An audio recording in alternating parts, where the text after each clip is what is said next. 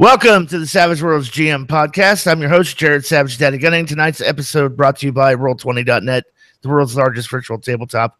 Check them out today at Roll20.net. We are on Patreon officially as of today. You can go to the Patreon channel. That's www.patreon.com/ wait for it, SWGM podcast. You can follow us on Twitter, follow us on Facebook, SWGM podcast, and you can also watch the episodes of this broadcast on YouTube, on the YouTube channel. Once again, SWGM podcast.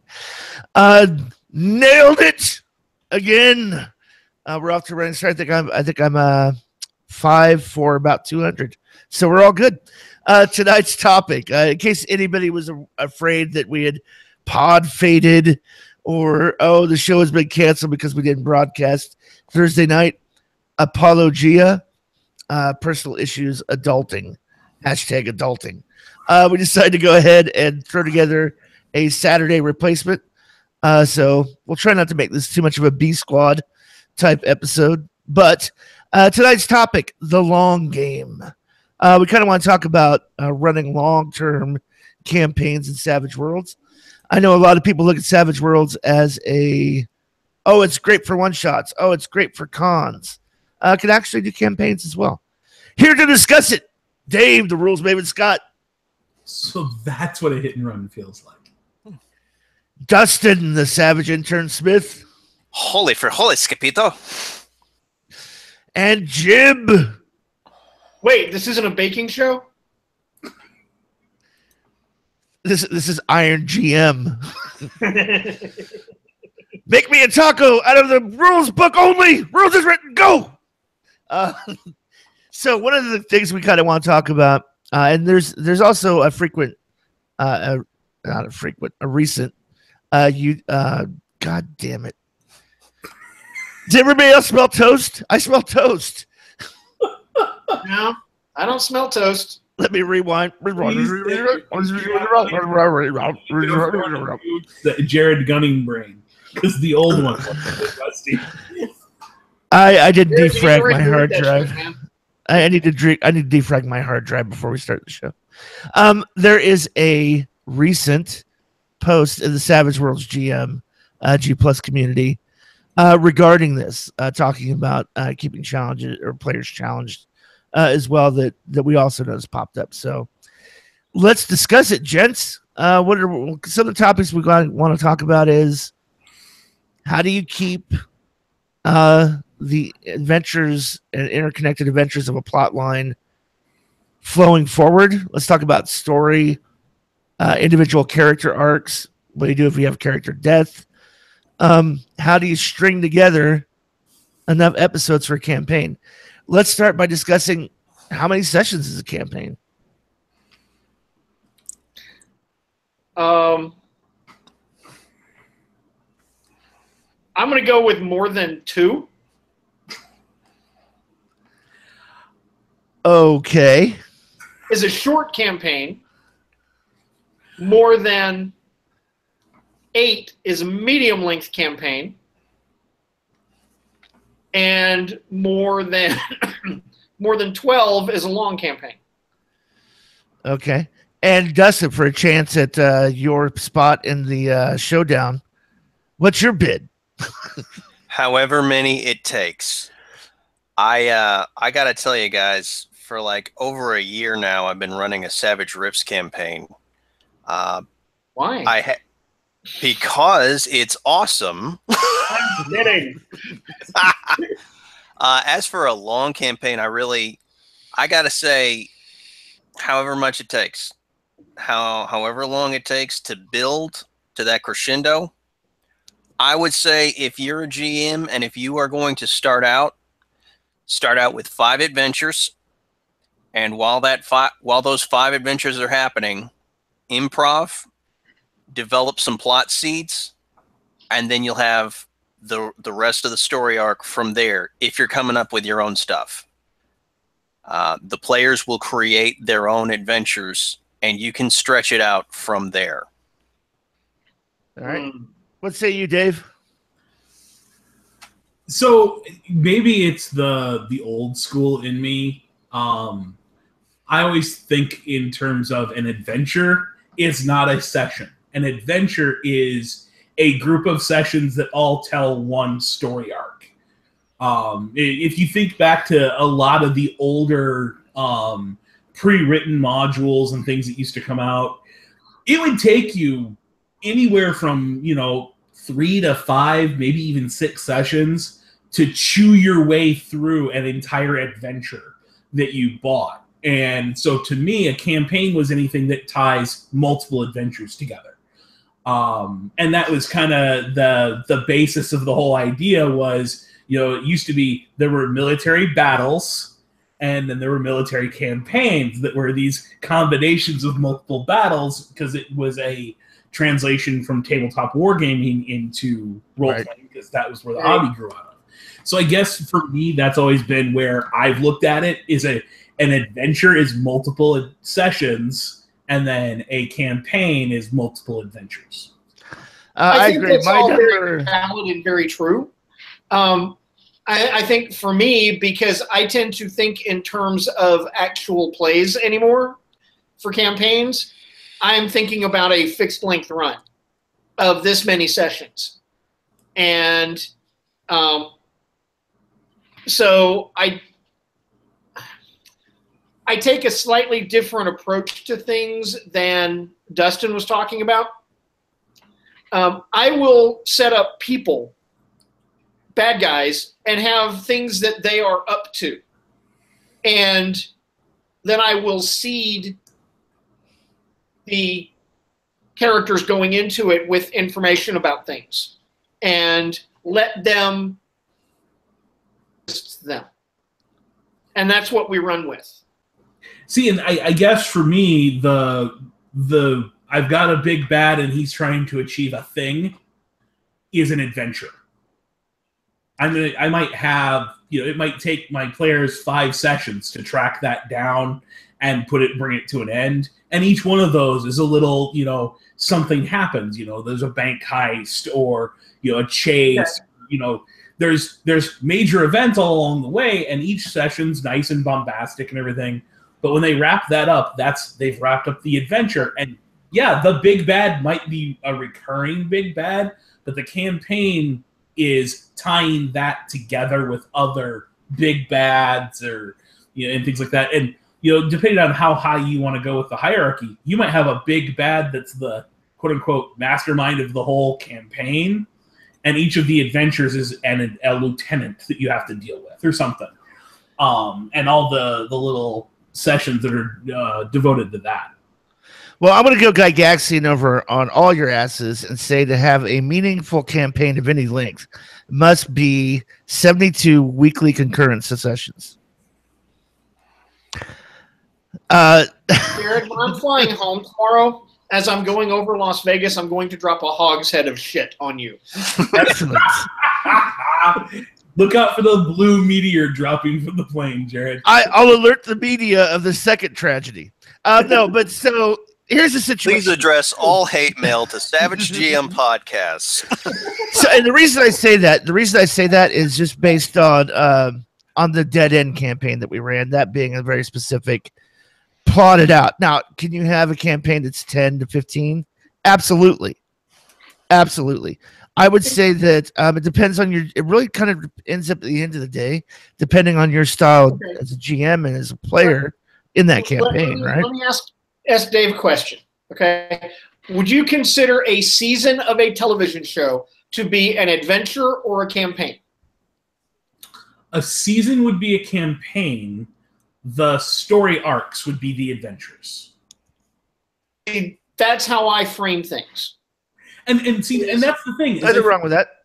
I think that's a better way to frame things, honestly, than the original old school. I'm just a little more dyed in the wool and kind of tied to it. Yeah. But I can definitely see kind of the whole like episodic and seasonal nature of TV, I think carries over to what we're doing better because the hobbies become so much more narrative focused than just the put some minis on the table and run some battles. The other thing that I find is, and this is something about the big open-ended, we're going to run until the end of time kind of campaign, is that you reach a point where you've got this big bad that they've been building up to over multiple problems and multiple things, and they finally get to Dr. Evil himself.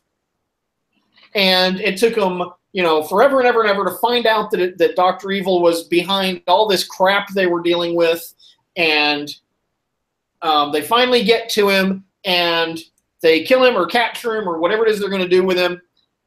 And then they're like, okay, so what are we going to do next? And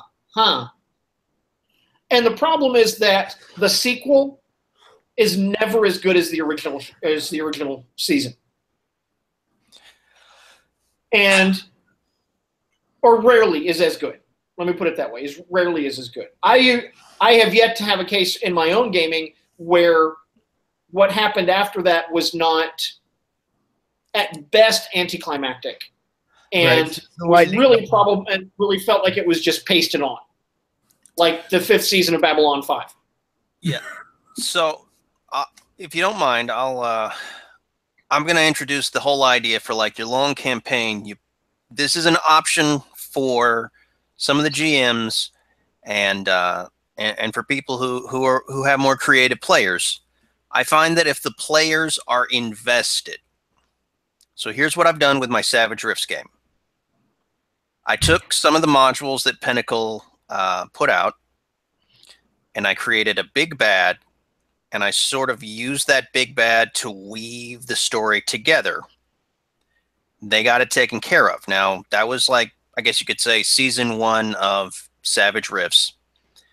When season 2 came along, or the second part, like module 2, I got the players more involved because the adventure was that they discover a pre-war vault, or a pre-catalyst vault, and in that vault were 10 test subjects. And one of the players was actually from there, and he'd forgotten about it because he'd been alive forever. So I told them, here's what you have to do. There are 9 or 10 open spaces.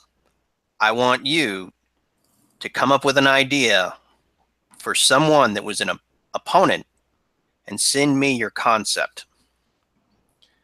So as the weeks would go on and we'd have like the monster of the week, I would develop motivations for what they sent in, and I would tweak it. And a lot of times I would actually sort of like create pairings and relationships based off of the nature of the characters. And with one of the players having been one that had been contained within that vault and just forgotten about it, people would show up and remember him. And other people would be like, wait a second, I know you. You're so-and-so. Another thing that I did, after we'd established like 2 territories, I broke out the superhero's companion. I say, set me up a base. You have this many points because you guys are so far along, you have the ability to set up a base.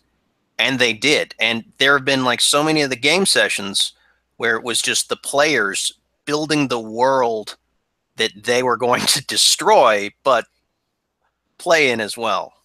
So if you're going to do a long campaign, I want to introduce the idea of sort of getting your players to invest in elements of the story that they want to deal with. Well, that's all fine and good. I would also say that you can always also use the Pinnacle model of the plot point campaign for a long-term campaign. Take any basic Pinnacle book that's been published, flip to find the plot point campaign. Like, for example, Deadlands has at least one that has here's a set of adventures that follow this very railroaded step and progression. Feel free to, if they deviate off plan, pick up another one of those adventures somewhere in the middle. You can kind of structure a long-term campaign that way as well to keep it open and flexible. It's really going to depend. I think the longevity of your campaign is going to depend on 2 really big factors. The genre in which you're playing, I think, can have a big impact on the length of it, as well as how creative your players are in response to your style as a GM. Dave and I believe Jib are big fans of Hi, I'm your GM. I work in the problem department. Wait, well, what's the solution? Oh, no. You need to file 3 forms in triplicate. I have no answers for you. Oh, there's No. I deal there's in a plague. There's a You deal in plague. Yeah, and you can go, oh, I deal in there's problems. You deal in solutions. That's right. You can start off a campaign with, oh my God, this entire village wiped off the face of the map. Go. Well, what happened? I don't know. And as a GM, you cannot know. It's fine. Find the answer to that organically by reacting to how the players. There's a phrase that has come up out in gaming over the last few years, and it started from those Dirty Hippie Powered by the Apocalypse games, but I think it's apropos to everything that we do, and that is play to find out. Yeah. We don't know. Play to find out. Well, we've talked a bit about that when it comes to things like character backgrounds, or the advancement plan for your character is don't sit down and plan all these things in advance. Play the game and let some things organically happen. The same is true as a GM sitting on the GM side of that screen. Don't plan out every session and every combat and everything, or you're going to find yourself shoehorning in things the players have no interest in because they tried to take a left turn at Albuquerque and go off and do their own thing. And instead, you've crammed a chase scene down their throats that they don't want to be part of, or things like that. And that's exactly why I take the view at the beginning of a campaign to throw out ideas. They're just thoughts. They're just things that happen to be going on in the world right now. Then it's really a question of what is of interest to the player characters. What catches their attention, and what do they want to get involved in? I think so one of the go on maybe the things that they are interested in, they will be invested in, and I don't have to make them be or try to sell them on it. Here's the thing. Hey, that thing is of interest to me. I think that's a unique thing to kind of the modern style of gaming. People are stuck in the tar pit of, well, it used to be I got the module and it said exactly how many monsters there were in each room, and the players had to clear the rooms in this order to get to the thing, and that's the MacGuffin that they have to take to, oh, look, it's here's level 2 of the dungeon, and they have to go through it in this order to get to this location. You see these very narrow hallway adventure designs that are magnificently popular through the late 70s, all through the 80s and into the early 90s. We didn't know any better. And then the whole hobby changed gears, and we started doing more freeform. We started doing more, here's a dungeon that's a big circle, go anywhere you want in it. And that style is still, unfortunately, I think, new enough to the hobby, despite the fact it's really been around for 15, 20 years. It's still new enough to the hobby that people haven't gotten into that as a default. I mean, not to put too fine a point on it, Chris has said numerous times on the show that he can't react fast enough to what the players do in an improv sense to move away from that old kind of narrow hallway pre-written module. And there's nothing. And I get that. I do. On the other hand, I've talked with Chris enough that I think Chris is scaring himself into believing that. Oh, absolutely. I think that's a confidence issue more than inability as a GM. But if that's what you enjoy, sure nothing's wrong. If something came up that was not in pages of his module, that he would find an answer out of thin air. And I'm going to go. All right, I didn't interrupt. No, and the thing is, that's just no different than what I do. Yeah. I just, I'm like, oh, you're interested in a thing. Okay, we're going to go that way. Got it. We're going to do that. The other thing I do at the beginning of a campaign is I look at what the players have given me about their characters. What have they given me in their backstories? What have they given to me in terms of hindrances? Because those are the things that they're telling me they want those things in the game. If you take enemy as a hindrance, you are telling me, I want this mofo to show up at some point. Now, I do want to give one warning. We've said this on the show before that if a player takes a hindrance or puts something in their backstory, they want to interact with it in the game. That is true of the players we get. This does not necessarily mean every player is that way. There was just a post on the G Plus community earlier this week where people talked about they take their hindrances, they take their character points from those hindrances, and they never roleplay the hindrance ever again. That the hindrance is just there for additional character points at creation. I'm about to make some enemies. This is going to come as a big shock to you. That is weak sauce. No. That is use the appropriate word. You're wrong. Before we move on, I want to add something from the previous point about the whole railroaded type module style. Some people need that. And I'm not just talking about some GMs. Some players need that because they have to have structure in order. I found this with like my Thursday night gaming group. We have some players that are coming over from Pathfinder.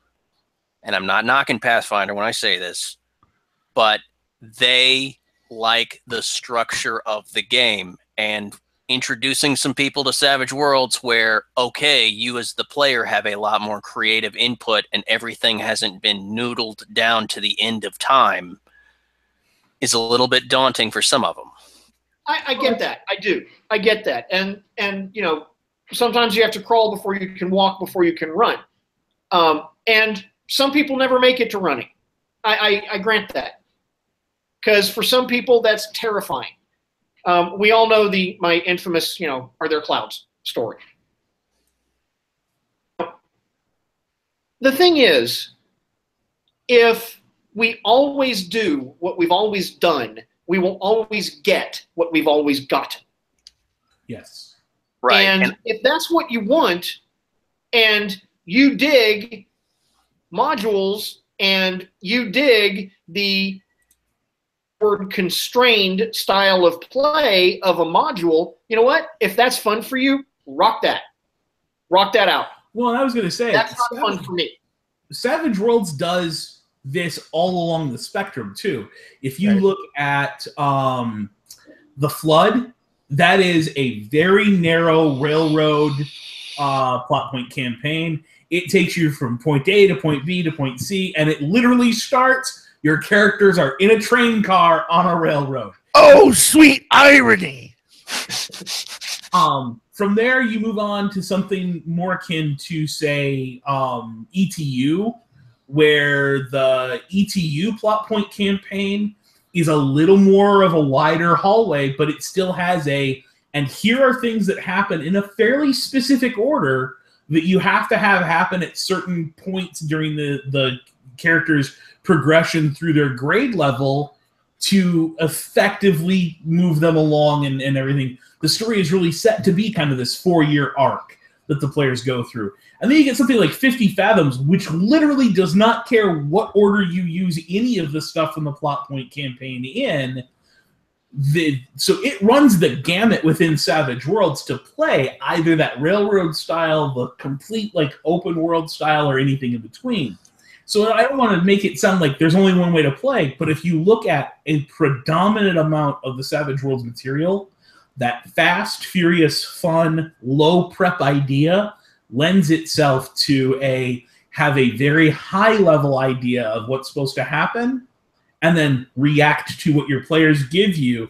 If you look at a lot of the one sheets, a lot of the prepared adventures for Savage Worlds, it's very much a who's who and what do they want.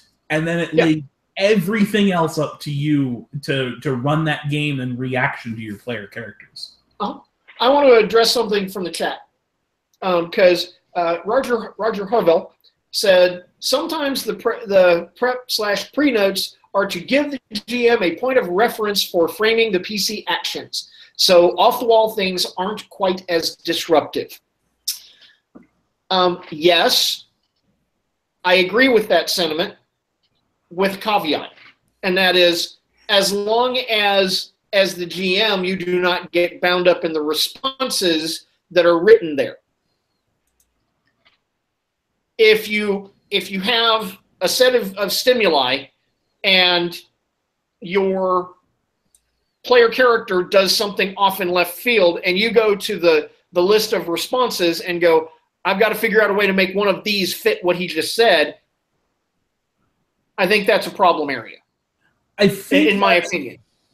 I think that's I don't think that's the sentiment with which those things are written. I agree with what Roger is saying. I think they are written as a, hey, here's what's going on. Here are the things in the universe.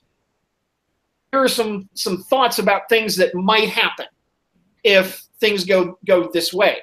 But I think that the onus is still on the GM to go, okay, but if we don't go that way, I'm going to yank something out of thin air. Well, and I think there's also an aspect of, it depends on how detailed your prep notes are. The more detailed your prep notes are, to me, the more baggage they bring. Because Savage Worlds is designed for that low prep thing, I think if you put too much down on paper, you find yourself constrained to what you have on those notes. Even if you're not looking for, hey, I need this specific thing to answer one of the things they said. But if it's well, no, the bad guy is absolutely going to go down Fifth Avenue because that's what I have a map for. Well, you've done that prep work and gotten a map for Fifth Avenue, but when the players cut off Fifth Avenue, your bad guy might go into a building or go through the sewer or turn around and go back the way they came or take a left and go down, Marianne Parkway. And all of a sudden, that prep work has become an anvil tied around your ankles, dragging you into the depths because you're trying to force it back into the game. All right, I'm gonna jump in here on this prep work, prep and notes and situation. That's fucking right. Don't ever correct me on air. Ever. Fucking again. It's so much. It's so much of an illusion of control. Go ahead and write down your notes, and then wipe your ass with them and flush them. They mean nothing. At the end of the day, they mean nothing. You cannot anticipate what your players are going to do, how the story is going to unfold. The only thing you can do is react to it in role play, logically, and the way your character, the villain or the world, would react to that event. And do that with a level of transparency with the players and a level of honesty about what's happening. Like, okay, so, God damn it, tonight's whole adventure, I was going to lead them into a trap and they didn't take the bait. Okay, so now I'm just going to reorganize that mousetrap and drop it somewhere. No. Don't do that. No. That's metagaming. That's metagaming. That's as a GM. Don't do that. But you just have to remain flexible enough to play with what the players give you. It's a ping pong. It's a tennis game. There's that rhythm of back and forth between the GM and the players. So, I just started a new campaign this last week of Pirates and Savage Worlds, and the very first thing that happened in the game is the first mate, who has said repeatedly that from sunup to sundown she is on deck. Told me that repeatedly about her character. I said it's like literally the sun has just come up, and she's I'm on deck, getting the ship squared away, blah blah blah. I said I had him roll a notice roll, which I really didn't care what the answer was. I just wanted to get one that was higher than another.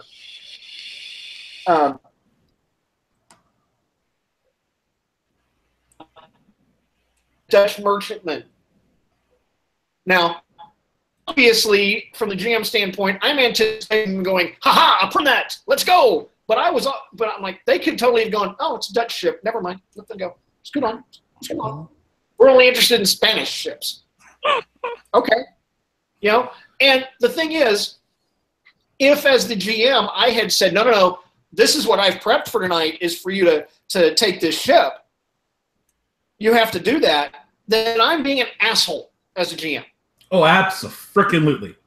And I think therein lies that rub I was talking about with that prep work thing. You've got a map for a Dutch ship. You've got stats for the entire crew. You've even written down what's in the hold of the Dutch ship in advance so that you know what to award the players as loot. You've rolled up the loot tables for each individual enemy wildcard so that you can arm them with whatever specialty sword or buckler or pistol that they're supposed to have. You've done all that, and then, bam, they take a left and don't chase that ship. All of that has now become prep work that you did for nothing. And I think the level of prep work you really should know is things like, okay, I'm going to put a ship into play. If they go after the ship, what kind of a captain does it have? Does it have a captain who's going to run up the colors immediately, or is he going to stand and fight? Raise the white flag of war. Is his crew going to give up at the first casualty, at 25%, 50%? Get an idea of how strong is the morale of the enemy crew. Jot those things down and leave it the fuck alone. When they actually engage, go, okay, I've got X many players. I'm going to throw, let's see, an average ship has maybe 20 sailors on it. So here's 20 sailors. They all have a D6 and everything. Why? Because that's what's quick and easy. I don't need to thumb through the bestiary and look it up. Don't worry about that stuff. You don't need to prep it the way you did in other games. Right. I'm gonna address the Dan Riley question in the room. So Dan Riley writes, how about A, this happens, then B, plan B or C, move to a new plan. Just have some 3x5 cards of short plans. No. It's not going to work. And here's why. That requires you to anticipate what's going to happen next. And the more you play as a GM, the more you're going to realize you know fuck all about what's going to happen next. There are dice involved. There are player character mentalities involved. You don't know. The best way, well, I don't know about the best way. One way to address this is to know who your world is as a character. Yep. What is going on? So they're sailing in the Caribbean. Okay, in my world, what happens in the Caribbean? This happens, that happens. Yeah, we just lost Jim. He just dropped off. Hotel Wi-Fi, hotel internet. But are there dragons in your world? Great. Where do these dragons come from? Are they from another dimension?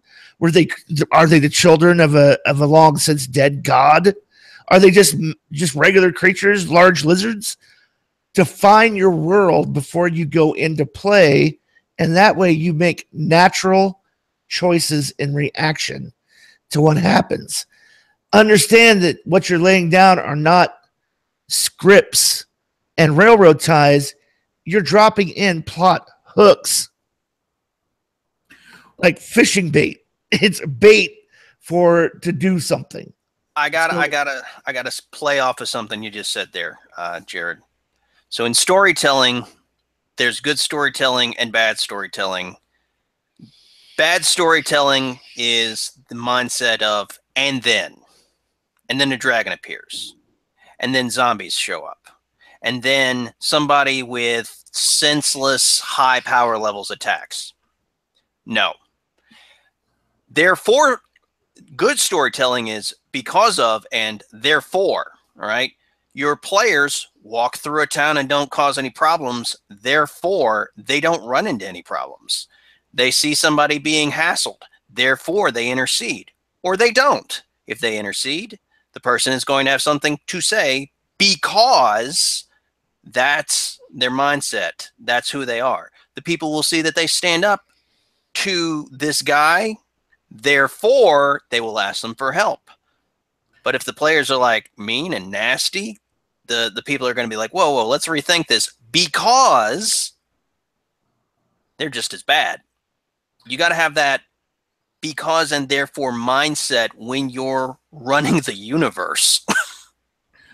Yes, but this time I'm going to play devil's advocate. I don't necessarily agree with what I'm about to say, but it does actually need to be said. It is what he's talking about with what he suggested is that if you have these plans, these mini scripts and whatnot, that works great for that railroad style of game, though. If that's the game you're running, again, getting away from one is better than the other. If that's what you're running, then absolutely having those plans of what happens next does become a lot more important, a lot more interesting, because then as a GM, you can just pull out the little, box of 3x5 cards and thumb through it to find something that fits that appropriate situation. Right. I think what ends up happening over the evolution of a GM is that you start realizing that even what you have on that 3x5 card ends up being too much work you've put in prior to the game, and that you don't actually need when you find yourself sitting there at the table, that it's a lot easier after, several hundred hours of GMing to just throw in, oh, well, here's a handful of mooks and a wild card, or, oh, here's a ship on the horizon to see if they chase it, rather than, oh, thumb through the treasure galleon, or sail, or island, and trying to find something that you think will be interesting to the players. Just start throwing out ideas, and then when they say, that's interesting, create it on the fly in your head. Becomes a lot easier because you've already done all that prep work previously for other games, and all those ideas are still milling around in that soup of a brain. Right, and it's okay, that high level of prep to where you're gonna write your own adventure story, and if they do this here, then we turn to page 32 and pick it up there, or oh nope, we go to this, we go to that. That level of high level prep where you're statting out extras and trying to anticipate every possible nuance of a decision. It's like masturbating with a cheese grater. Interesting sensation, mostly painful and useless. You'll get to a certain point as a GM where you realize, I don't need to do any of that. I don't need to do any of that. Any of that. I don't enjoy doing any of that. And Worst here's the thing. Ever. And here's the thing. Once you kind of let go of that sense of fear, or I don't want my players turning to me and going, what happened next? And me being a deer in the headlights going, embrace it, own it, get over it. It's okay not to know what happens next. And here's the thing. When you do that, you deny incredible things from happening that unfold naturally when a player decides, oh shit, I'm going to punch my fist through this locomotive engine. You're going to what? Wait, I don't have that. Wait, let me flip through my notes. No way you're going to have that in your notes. And then we go, yeah, fuck yeah, you do. Give me the fighting roll. And then amazing shit happens. Now, I'm also going to put this in here as a caveat, since we like having caveat as a word tonight. If you're playing the at-home drinking game, add that to your card. Caveat. I'm going to say this. There's always GM fiat. And when used properly, there's nothing wrong or bad or negative about GM fiat. There needs to be an implicit understanding at your table that your role as a GM is not to fuck your players over irrevocably. That you're doing this to move the story forward in an interesting way and create a new challenge and sort of put an end to this and move it forward.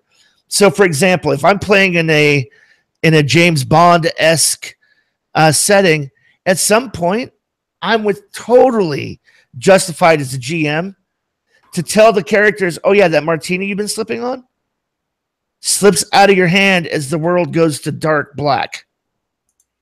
And then you wake up tied to a table with your legs splayed and a laser beam pointed between your legs. And the mastermind has got you, and he goes on this long monologue. The point is not to kill the player. The point is to end that scene and move it dramatically to the next scene or sequence where the villain gets to reveal his ultimate plan in the style of that genre. and then leave you in a easily escapable situation and assume everything went to plan instead of putting a gun to your head and pulling the trigger. So Dan brings up a point that I definitely think we need to address with this. He says, but constant random adventures may not make for a good long-term campaign. What about things in a campaign that have long-term detailed plans? Well, that's what we were talking about early on when we said, know who your big bad is, what they're trying to achieve, and how malleable their own plans are. You know, do they give up after they take 10% casualties, 25% casualties? Do they start responding with, you know, assassins and death traps? And do they change it? You know, do they change their plot midway through to focus directly on the player characters who keep getting in the way? Know those things about your big bad and about your meta plot, the big overarching plot that holds everything together. But that doesn't mean you plan any of it. You don't write all that shit down. You just write down big bad Dr. Evil will stop his plan at 50% losses. You know, once he's lost 50% of the things he had tried to achieve, he just gives up on that plan and moves on to a new plan. Mm-hmm. You know, his bad guys are these two named lieutenants who will show up occasionally, and each one of them has a couple of specific characteristics. You know, one of them is a fanatic, the other is, you know, a techno, you know, something. Done. You are absolutely 100% done with your prep for your Dr. Evil meta plot that holds it all together. And then at the table, you sit down to start the session and you go, and the news comes on reporting a bank heist currently in progress. And if your players jump on it, then that was a Dr. Evil plan that they might foil. If your players don't jump on it, they decide not to do it, then you just note down that Dr. Evil had a success and his meta plan moves forward because he was able to rob a bank. Right. It doesn't have to be something that ever becomes something the players interacted with for you to know Dr. Evil's plot moved forward a stage. Right. And here's the thing, too. I'll just to elaborate on Dave's point. The long-term campaign detailed plan stuff comes from the gaps in the story that the players you don't explore at the table. Right. So let's take, for example, let's use Star Wars as an example. So we all got together to play, and then this one player went, I'm going to create this farm boy who lives on a desert planet, and he's a moisture farmer, and he's an orphan. And he lives with his aunt and uncle. And then the GM introduces, okay, well, there's this crazy old guy that's been looking out over him for a while, and he was way back involved in political shit, way back about 20, 30 years ago, and has been hiding out on this planet. Maybe you don't even know that he's watching over Luke. And that's why the droids are here. Oh, the droids show up. And then, oh, the Aunt Knuckler killed. Okay, moving on. Then, as a GM, I go, okay, well, wait a minute. The player created that truth that he's an orphan. The player created that truth that his aunt and uncle raised him.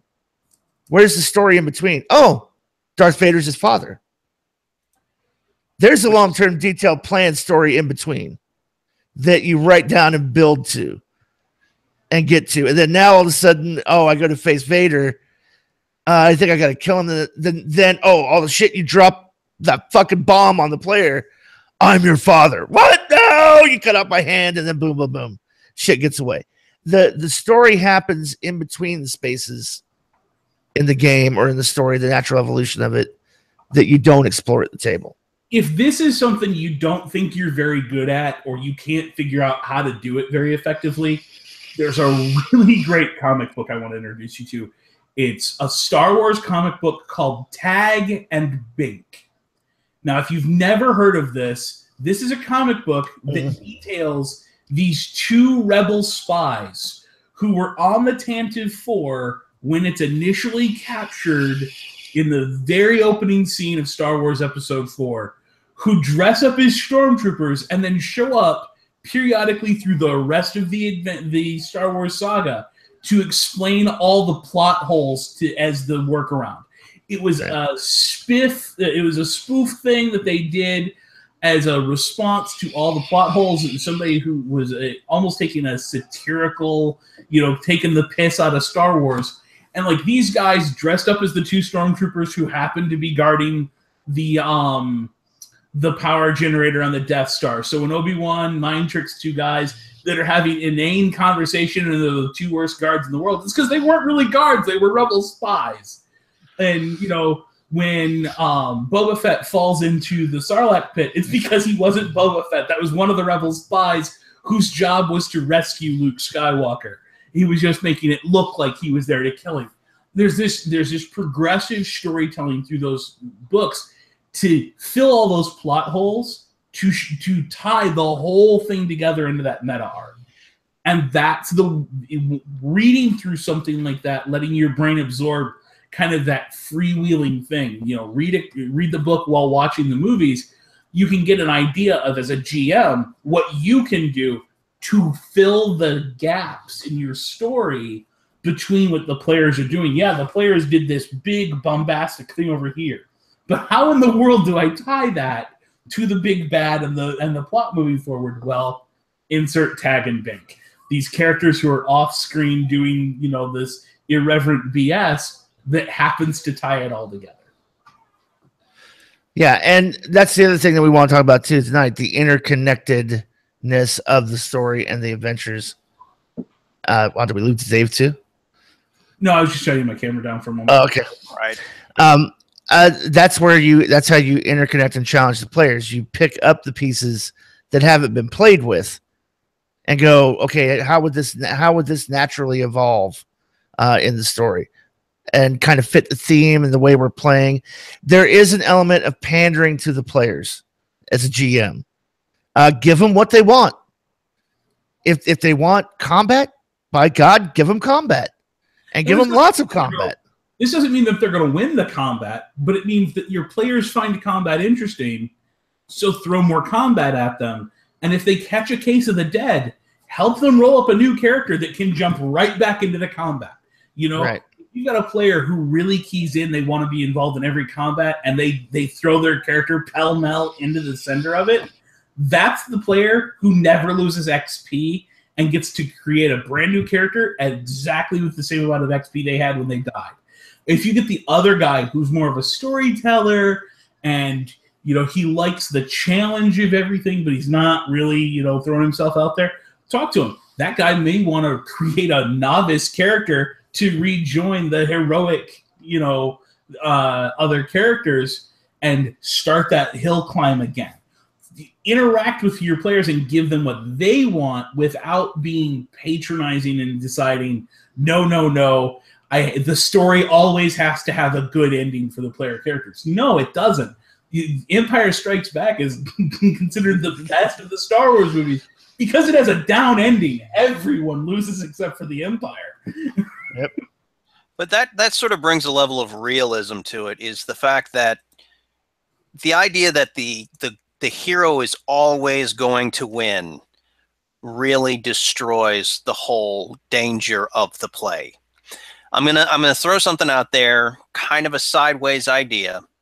I've had some interesting home groups.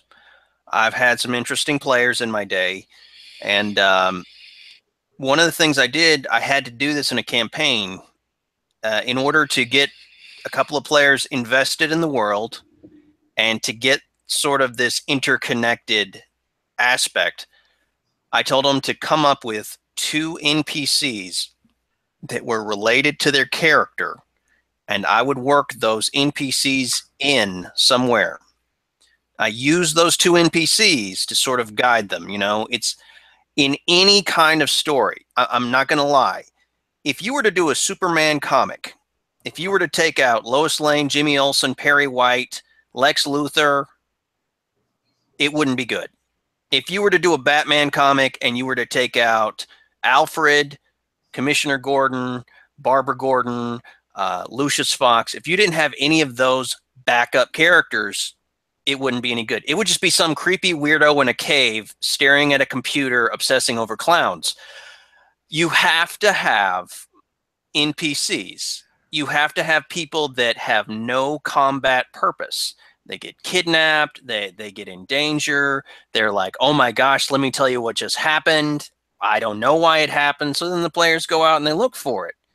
The supporting cast is as important as the primary characters. There was a conversation on G Plus a while back about people who were wanting to, what TV show would you turn into a setting? I saw a lot of people who were talking about Sons of Anarchy. Something that Sons of Anarchy does as a show, if you really take a vertical slice of that show in a single episode, every single character is going to interact with a boyfriend, a girlfriend, a confidant that they have, all that knows half their secrets, the person that is the betrayal of their enemy who they've turned to their side. Everyone has all these stories going on at the same time. So if you just take the main cast as, say, the bikers in Sons of Anarchy, each one of them has a family unit, a betrayal story, all of these things happening in every single session. And it's your job as the GM to keep all those plates spinning, because at any time you can go, oh, well, your mother was just kidnapped. In the middle of the heist, you get the phone call on your burner phone that your mother was kidnapped, and now your character burns off to go save mom, or splits the party to go save mom. Well, the rest of the party now has to continue the heist that you were in the middle of. And oh, by the way, you left with all the detonators. So now how do they blow the place up? You have to have that supporting cast and whatnot to not just tie the meta plot together, but also just to give the player characters something to interact with in the story. It's all well and good that the player characters shoot the bad guys and chase the big bad, retrieve the MacGuffin and return it. But, Indiana Jones isn't nearly as fun if there's not the romantic interest, the sidekick, the sidekick's family who gets in trouble, the family dog who gets in trouble, the bumbling father who has to be rescued. All of those things are far more interesting than the plethora of Nazis he punches throughout the course of the movie. I don't disagree. It's a lot of management at the table. It's definitely a more advanced GM technique to kind of run in there and do that. But yeah, I mean that's how you keep the interconnectedness in the game. I'd also say too that one of the bigger questions that can arise from this as well is, well, wait a minute. Okay, so I'm going to take these players in a campaign from novice to legendary rank. When I get to the legendary rank, guys are practically demigods. They're practically fucking superheroes. How do I challenge these people? I mean, how do I create interesting challenges? I'm going to say one right here. You don't do it through combat. Right. I want to add one caveat. You do it narratively. Yes. That's true, but there's always just the fact it's fucking Savage Worlds. A novice with a rock can kill a legendary character. That's true as well. Don't just be frivolous with combat either. Just because they're at legendary, you don't think they could be killed, or they can be killed by a novice mook with a rock. Always got to watch out for that villager with a pitchfork. Yeah. I'm going to go. I'm going to say. So I don't know. This question actually came up. Savage Rifts has a G+ community. Victor Diaz heads it up. And this is a question that was posed in the Savage Rifts G+ community. One of the posters said, guys, I can't challenge my players with anything. They are just wrecking face. And some of the people that chimed in were like, well, are you just throwing things at them to kill? I mean, let's be honest. If you're just throwing monsters at them and they're just more and more powerful, you got to have like hostages. There have to be like people in the city. There has to be like a timetable or something cerebral to it. And that's the problem that you'll get, A, with Savage Rifts, and B, with superhero games, is the players are already at legendary level. If you do a Savage Worlds superhero, here's the thing. I will challenge you to do this. If you were to break out the second edition Superpowers Companion, and you were to make a legendary character in Deadlands, in any of the Savage settings, and you were to like break down their build, you would see point by point a superhero at 4-color level is a legendary character. They are an in-campaign level just beginning. Mm-hmm. Now, I want to point out, that's not just for Savage Rifts and Supers. The Sci-Fi Companion was written at that same power level. Jared's very first game he ran when the Sci-Fi Companion came out to kind of test it out, I literally had a character, novice rank, walk over, grab a Velociraptor by the neck, pick it up, and drop it off of a bridge, one-handed while shooting a gun with the other, because they are just ridiculously powerful at that level by comparison to the exact same thing done with just the core rulebook.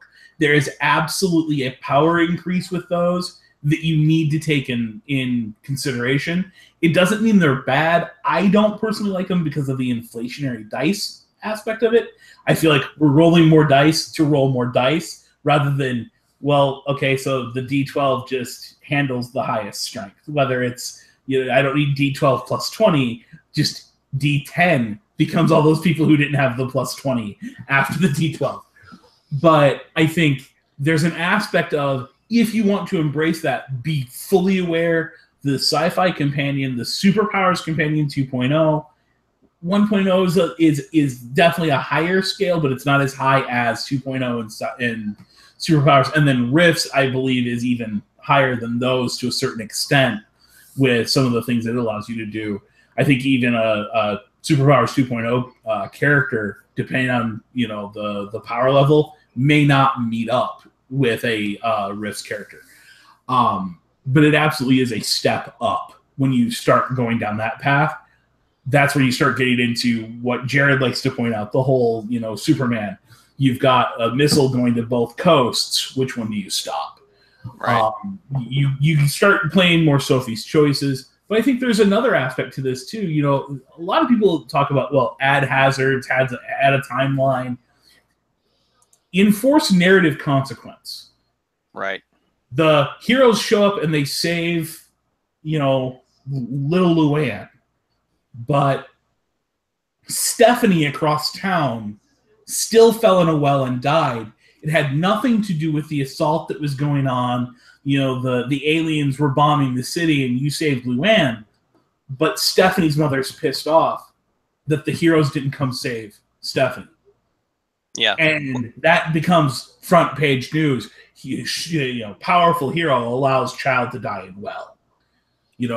You hit them with those narrative challenges of, you've reached a legendary rank, your name is well known, and now no one believes a word you say. You're Han Solo going, when have I ever failed to bring that in? And everyone looks at you like you're stupid, including Chewbacca standing next to you, who reminds you of the 3 times you failed to deliver to this particular client. Right. Legendary has to come with the weight of everything the characters have ever done and the expectations that the world has on the character because of that reputation that they have. Right. So, like in a Supers game, I'm gonna put this forward. I'm by no means a comic fanboy. I didn't grow up reading comics. I'm familiar with what I see in movies as far as comics go. But I will say this: the whole idea of the X-Men, where superpowers are nope, can't do it, can't use them. It's illegal. It's illegal to be superpowered. Drop that in the middle of your superpower campaign when you can't challenge the players. Oh, look, any open display of superpowers comes with a fucking death sentence immediately. Just, you're done. They will hunt you down. You become a wanted criminal because it doesn't matter. but you save this entire city. Fuck you. You use superpowers, and that shit's illegal. Witch hunt. Burn him at the stake. So You can always do a ticking time clock too. There's nothing wrong with letting. I think the problem is the concept of the word challenge that GMs have, that they have to be able to win one every once in a while over the players. That's not challenging your players.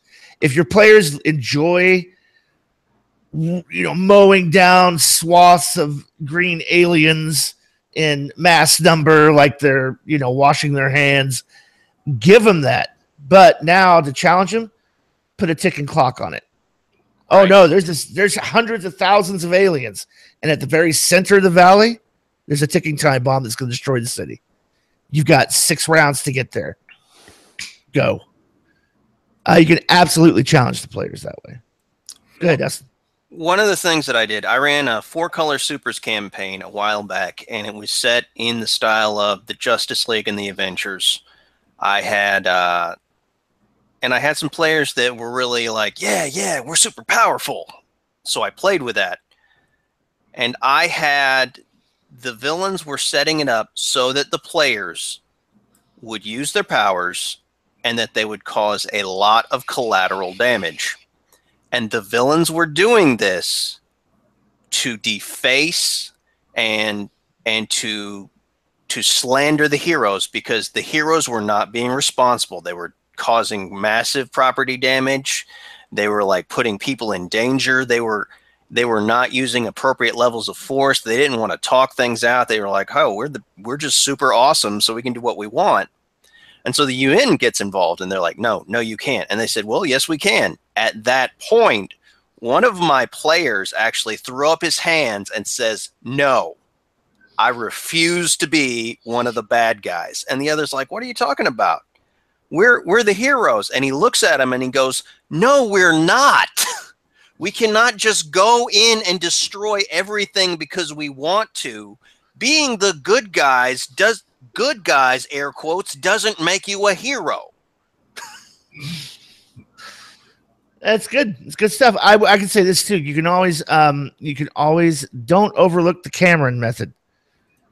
Introduce the Liquid Terminator.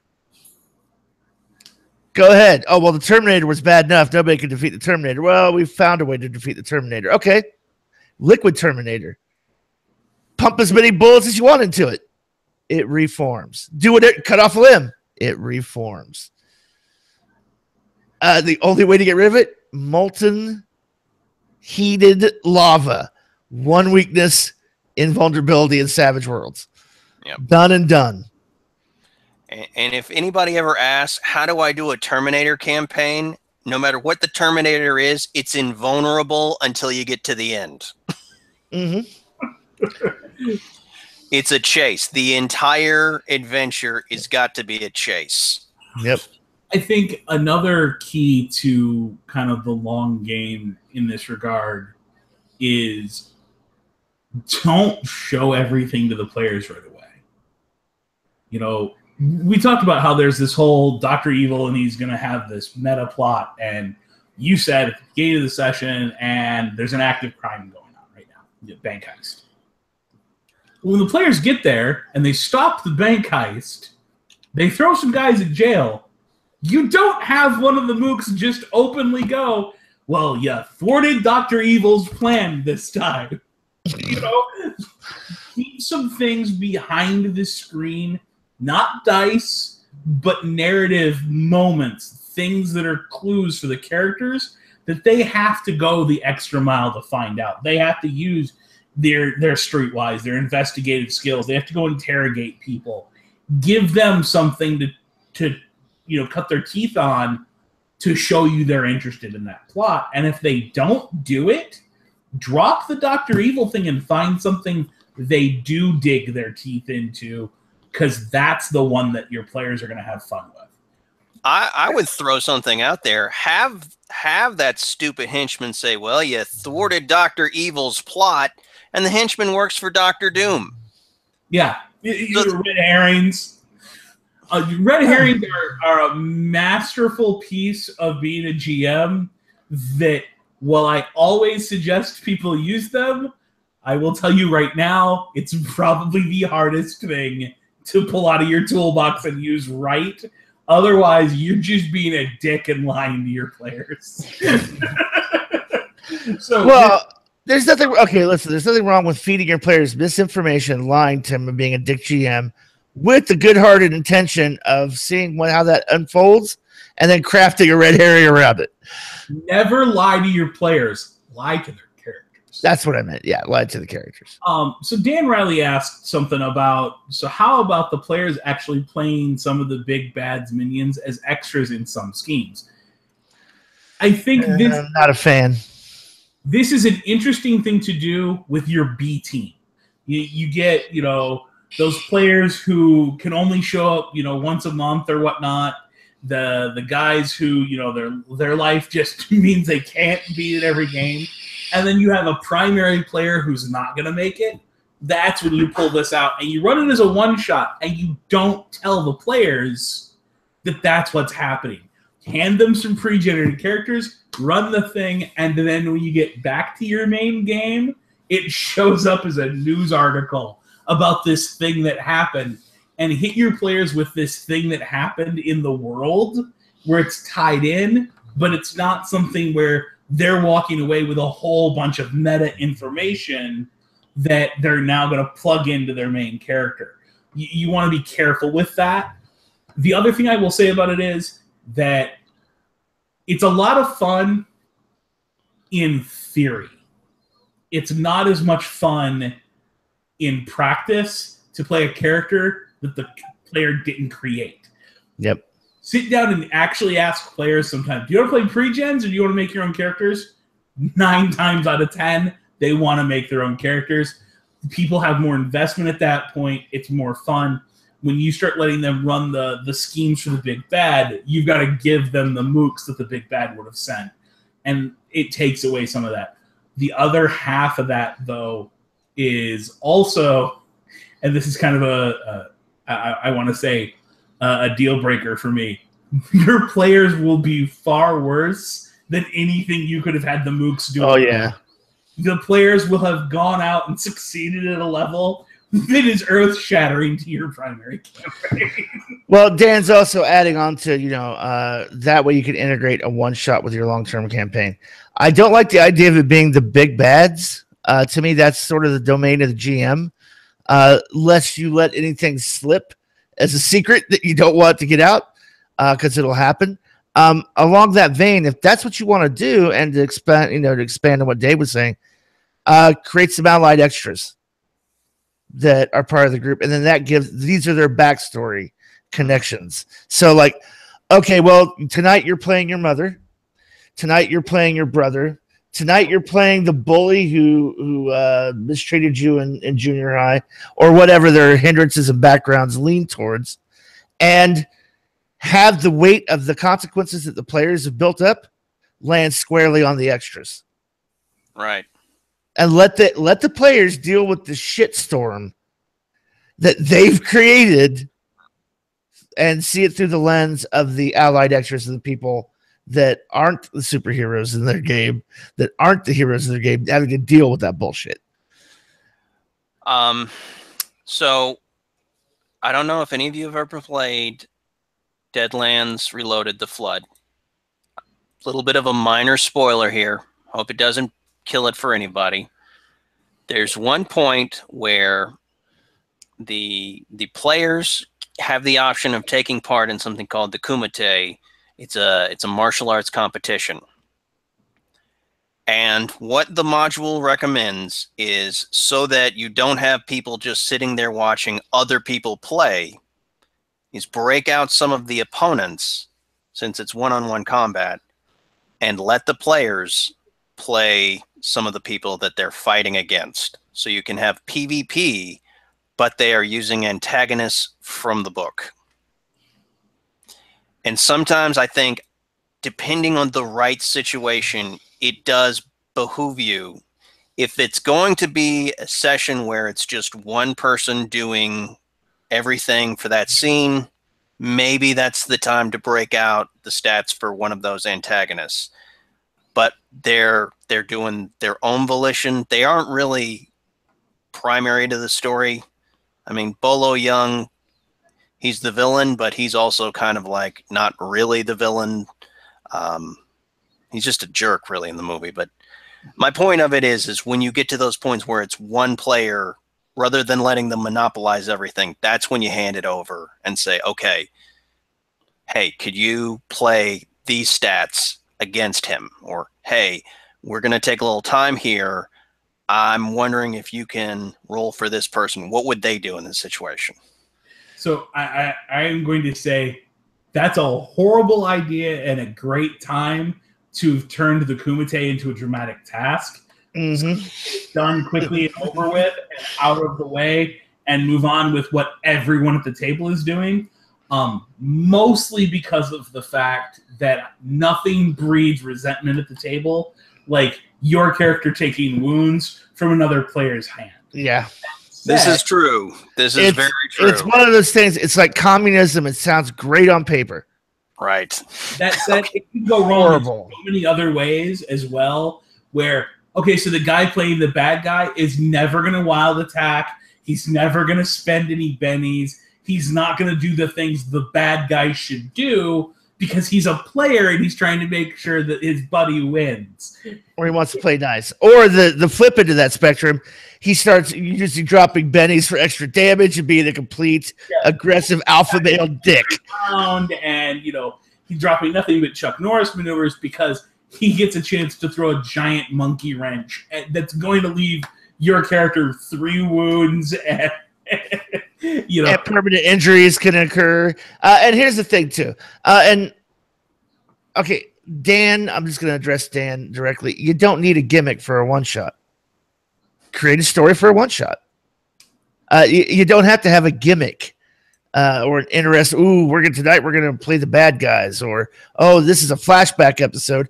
Everybody dial your character back 17 advances to novice. We're going to play something, but no, you don't need to do that. You really don't need to do that. You can if that's what your group is going to find fun, but again, I would be very careful about doing anything that actually impacts your current existing storyline in anything beyond broad strokes.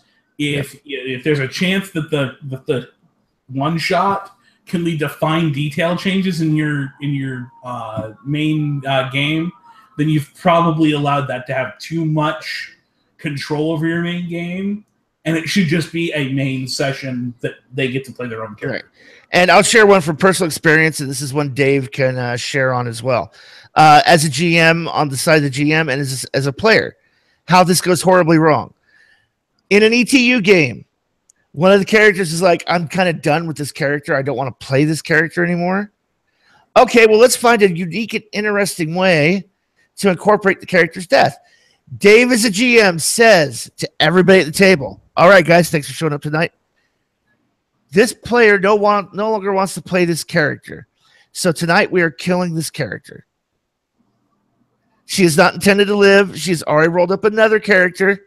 But tonight we're going to play this character's death in an interesting way. Tonight we're going to start at the end and work backwards as a flashback episode. So you guys are standing in the crematorium, and she's laying on the ground in a pool of blood with her broken neck. Start play. What happened? We fast forward to 48 hours before go. Every last person at that table, including yours truly, tried to change the fucking future. When it was clearly stated the character is dead. This is her swan song.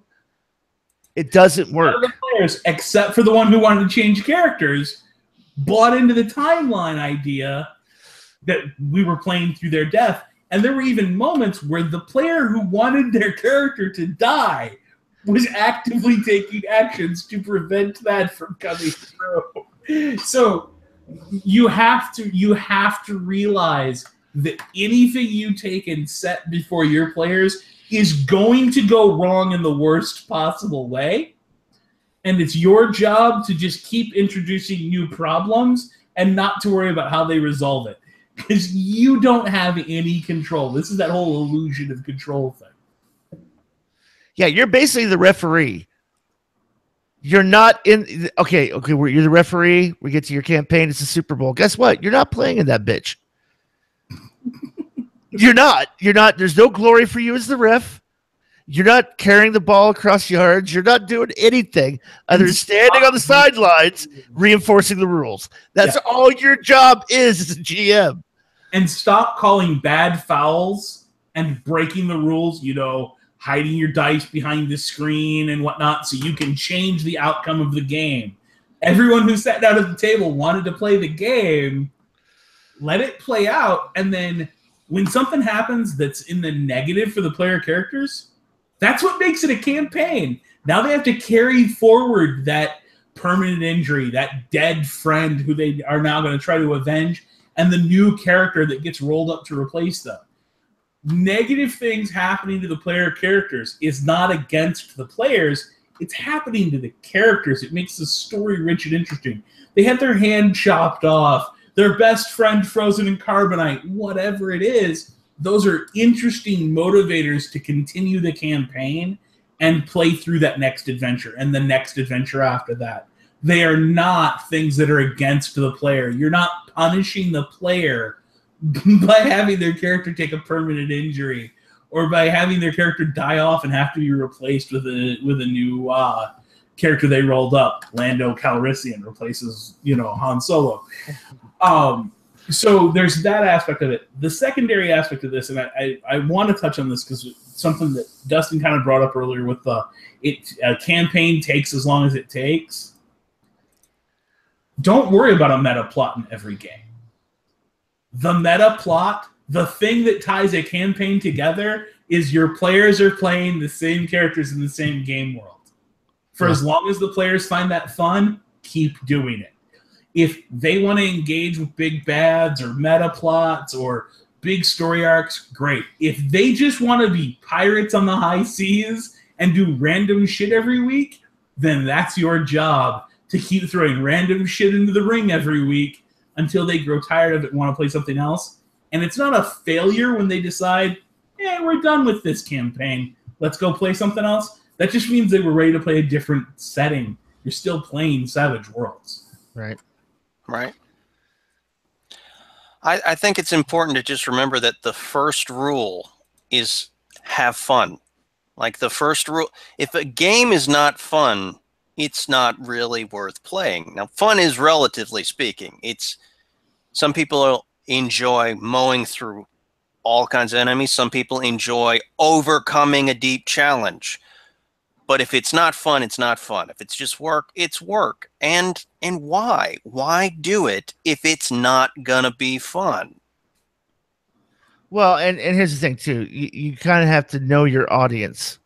A lot of GM is pandering. We've said it before. It's a lot. You know what? God damn it. We're going to come back to the father metaphor. It's parenting. GMing is parenting. Okay, I'm the adult in the situation. I know the laws of the land. I know what's going on in the story. I'm here to rein this herd of cats in so they don't go just running ramshot over everything. So we have some semblance of the story. I'm here to enforce the rules. And I'm also here to give them what they want. I want to see them have fun, but I also want them to grow and develop new skills and everything else. It's parenting. It's fucking parenting 101, and everybody has a different approach and style of parenting. It's fine. If you want to do I plot everything out, go ahead. Just understand that you're doing a lot of work that you don't need to do. And don't worry so much. I think it's really the key thing with a campaign. Stop worrying, because you're also a player in that game. If that is work for you, oh my God, crap, I just finished a 60-hour work week. God damn it, I got the game Friday. Fuck, I'm not prepared. I don't have anything prepared. Oh, well, I guess we can't play the game because I'm not prepared. Guess what? You can still show up unprepared and go, yeah, you're all sitting in a cafe. Somebody walks in and blows the owner away. Guess what, ladies and gentlemen? We got a game. You can also be a bitch and cancel the game for the last minute.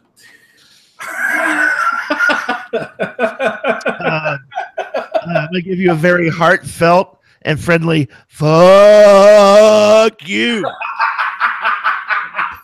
For those of you who don't know, that's actually what ended up happening with this week's podcast and games. Yeah, Poor Jared overworked himself to the point his brain was in a catatonic state.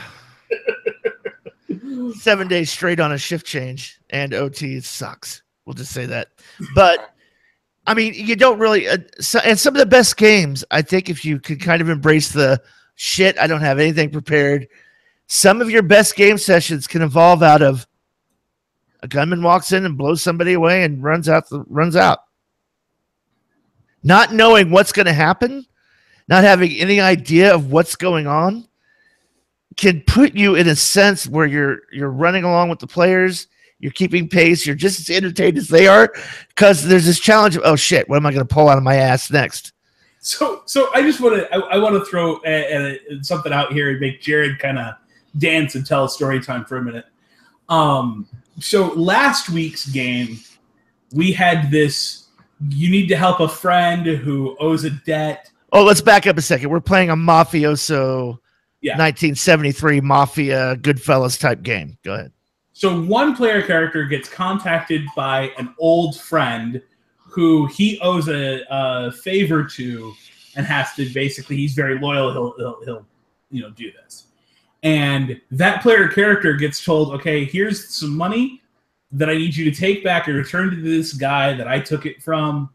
And then the guy keeps the money and doesn't actually give it to the player, puts the player in a bad situation. So the player turns to the rest of the party for help.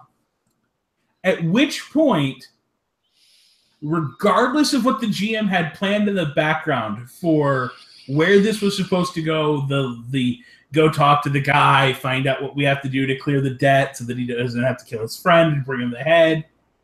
Instead, one of the player characters by himself goes, okay, so this is what I need. I need this much money, and it was a bit less than what was actually owed. And I need a body that looks kind of sort of like your friend. And then the entire session was hunting down somebody who looked like the friend in order to kill, to blow the face off of, to turn in a dead body, and here's your money back. Can we have the reward? He must have spent whatever's missing. And then pocket the rest plus the reward. And then other things happen, and even that plan goes a little sideways on the party. But I just want to ask Jared, from a GM standpoint, as soon as that player interaction happened, that was a left turn for you, wasn't it? Oh, the whole thing was a left turn, and it was an expected left turn. So here's the story, right? Here's the basic story, and here's the level of prep for this one-shot adventure in this long-running campaign we've just started. One of the characters is an ex-Black Panther member who's sort of a ghetto Robin Hood, Afro-American ghetto Robin Hood in the 70s. And he has the poverty hindrance because he keeps giving all of the money he makes in heists and shit back into the community, paying people's rent so they would get evicted, passing out turkeys. He's a Harlem Robin Hood. That's all you really need to know about the concept. So the only prep I had in that, you know what? I'm going to tug on that. We're going to spotlight this character this week. Here's my game prep. Spotlight this character this week. He's got an old buddy named Dewey. Okay, I need to find a token for Roll20 to represent Dewey. Okay, 30 seconds to create the character as an extra. Dewey's also got a girlfriend who's cheating on him with a personal injury attorney. Okay, I need those two character tokens.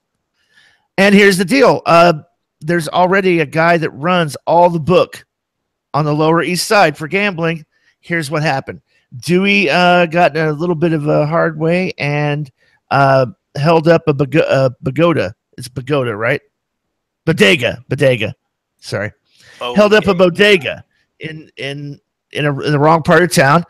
Accidentally ended up picking up a brown paper bag with $5,000 in it that was supposed to be book money carried to somebody else. Now the guy who runs the book is after him. So he wants to go, hey, I know somebody who's connected. I'll meet with my old buddy and tell him, hey, you got to do me this solid. I still got all the money. I just want you to give it back to the guy, no harm, no foul.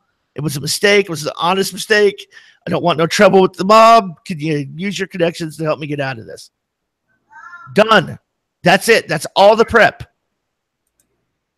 Oh, they meet, and then just the meeting. Oh, he meets him at the hospital because he was recuperating from the previous. Takes him out for coffee, lays the plan out. And then everything just rolls from there. Ideally, you would think, okay, so here's what's going to happen, right? Here's what the player's going to do. The player's going to go, yeah, absolutely. I wasn't sure of that. Not even sure of that. Absolutely, he'll help him out. So he has to go to his buddies and ask him. Now, the minute he gets these other player characters involved in the situation, all bets are off. Because how they choose to go about resolving this, the way you would think they would resolve it is, okay, so you go get the money from your buddy Dewey. You come with us. We'll all go over to the mob guy's place and we'll smooth it out and hand the money back over. That's how you would think you would need to prep. Okay, so I'm going to need to prep the main booking house. I'm going to need to prep all the goons that run the booking operation. I'm going to need to have this planned up. Nope. And the reason you don't do it is exactly what Dave said, because I know my players, and I know doing that is masturbation. There's no point. I work in the problems department. Hey, an old friend needs a favor. Let me step back away from the table and see how this unfolds. Go ahead. And they end up basically finding a pimp in Harlem and just murdering him on the fucking strip. Just murdering him and his bodyguard. Murdered. Not, hey, let's have a conversation. Not, hey, come over. Hey, smell this rag. Does it smell like chloroform? Nothing subtle. Just boom, walk up, guns out. It started out subtle, and then he kind of insulted me, and the big gun came out. So yeah, it's more about knowing who the characters are and just being true to that. NPCs are like, do a streetwise roll. I said, okay, on a raise, you'll find someone who looks exactly like him. On a success, not so much. So they didn't get a raise, they got a success. I'm like, okay, well, there's this pimp who calls himself Don Juan. That's exactly how it happened. I think he rolled a 16 or something. He had like all the raises. So not only did he find the guy, but the guy was worth a bunch of money. And but regardless, the idea is the established idea of what the players are going to do, which is take the money, return it, and probably end up owing a favor to the bookkeeper. Never happened because the players came up with a completely different solution that was so much fun. Everyone at the table was engaged, and I think it was one of our longer play sessions, despite having fewer players at the table for that game than any other. And that's that idea of you can absolutely play off of anything your players lay on the table. Right. A throwaway comment about the dwarf in the corner smoking the pipe that a player just put into their description when you said, what's the tap house look like? That dwarf can be the entire campaign. That dwarf is the big bad who you create when the player says there's a dwarf in the corner smoking a pipe. Right. Up until that point, he didn't exist. Right. Well, and the interesting thing about this too, so let's talk about that last session, Dave. Now I've got all I got to do as a GM is take decent notes, because they went around investigating around Harlem looking for this guy. So now I got citizens of Harlem who knew that this character was looking for this character. That character has disappeared. Nobody knows where he is. Huh. Was this character involved in his murder? Well, maybe the police are investigating it. Maybe they're not. Oh, a pimp has been killed. Oh, now there's a power vacuum in street hookers in Harlem. Oh, and you know what? Somebody might want some fucking revenge. And there was one of the player characters was going around saying the name of a crime family the entire night. Another player character was robbing everyone they came in contact with. There are all these little layered pieces that as a GM, you jot down a note that, player character A spent X amount of time talking to this person, therefore that person's going to remember them. Right. This character stole from everyone they came in contact with. This character kept saying this name, so now people are going to remember that name. Those notes then become plot hooks for your next session, or 3 sessions later you use one of those plot hooks to throw back in the water. Right. And as a GM, your job isn't always to say no. I'm gonna throw this in here too from that session. So they end up tracking the girlfriend down who has the money with her boyfriend that she's having an affair with in a sleazy motel at the end of the highway. And the players, I asked players, okay, so what do you guys decide to do? They come up with a plan that, well, they're going to need to get out of there quickly. So one of the characters is naturally the driver, the wheelman. They go, we want you to distract the night manager who's sitting out front. We need you to distract him while we go into the hotel. So that's where you pull from your GM improvisational well. And, oh, you know what? It's a Vietnamese guy with very broken English. And the player character is walking in and asking directions to the highway. And you just keep role play. You say yes. As a GM, you say yes. And then you make it impossible for the player character to understand what the NPC is saying or the directions he's giving to him. Or he does it and the player playfully plays stupid. That's okay. You let the Korean guy not realize that he's playing stupid and explain it again and again, and eventually drag him out to the curb and do it with semaphores. And then literally draw a map on his hand, whatever, because the whole point of that is buy time for the other players. As a GM, there's no need for you to squash that or turn that into a challenge. That's not where the focus is. So you don't have to block the player characters at every turn. You can actually buy into it and say, yeah. I would even go so far that if you find yourself throwing out an extra problem, your plot hook should be the first problem of the night. If you find yourself continually throwing out additional problems, the player characters are in a strip mall in the middle of the zombie apocalypse in the first days of it, and there's a gang of looters who are going to beat down the door. If you then have to add in, after the gang of looters has been dealt with, here's a zombie horde. And here's a radio going off that tracks the zombie horde. And here's some trash that your player characters can land on and hurt themselves and have to take wounds from when they jump off the roof. And if you find yourself having to throw roadblocks in front of the characters, those are moments where you should be thinking, well, wait a minute, does this fit the setting? A zombie apocalypse, early days of the outbreak in LA, absolutely, the zombie horde is called for. Oh, the players have used that radio trying to contact for help? Absolutely, the radio goes back off with the response to their call for help. But if by the flip side, it's, a year into the zombie apocalypse in a small town, then no, there's no reason for a zombie horde to randomly be coming down the street at that, small mini mall. Right. Or there's no one's out there using the radio and hasn't been for a year, then no, there's no reason for the radio to suddenly go off and attract the horde to the player characters. You're creating problems because you think it's your job, not because it makes sense within the game that you're running.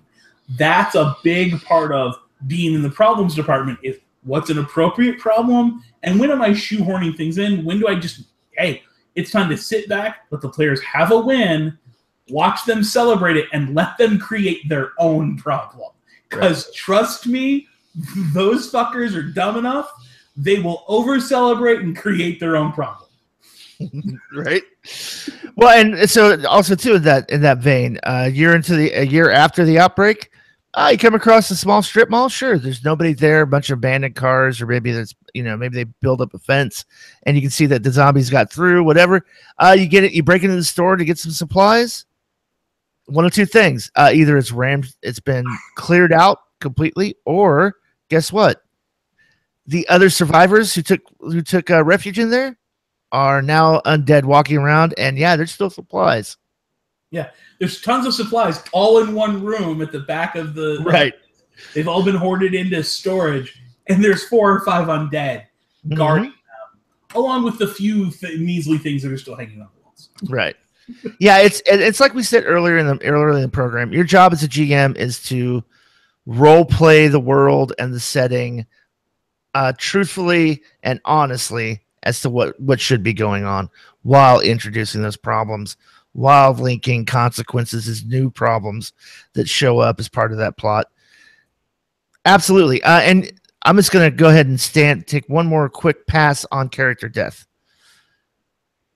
Shit happens. And I'm going to say this as a GM. I've never killed a player character as a GM. Player characters kill player characters with poor decisions and bad dice rolls. The GM did not kill your character. You decided to climb on the back of a racing horse with no riding skill and a Benny and chase somebody down and fell off at full speed, full charge on the horse and snapped your fucking neck. You're dead. Guess what? I'm not going to cry. Now, I'm also not going to stand up and do a happy dance and start talking shit either. But character death, hey, that's part of the game. You walking around with 3 wounds that you can't seem to get fucking healed. Does it suck? Yeah, but guess what? That's part of the drama. That's part of the game. Yeah, that character who has the 3 wounds and the player is complaining that every roll they're making, they're taking a -3 to everything. Maybe remind that player it's completely okay to have their character hide in a hole for a week and let that shit heal. It's completely okay for the players to say, you know what, guys? All of us have taken a wound. A couple of us have more than 1 wound. Maybe we need to stop chasing the enemy army at this point and recover, and then we'll track them down later. Right. Or, oh, we know they're trying to get here. Let's look for a shortcut where we're not in immediate contact with them constantly.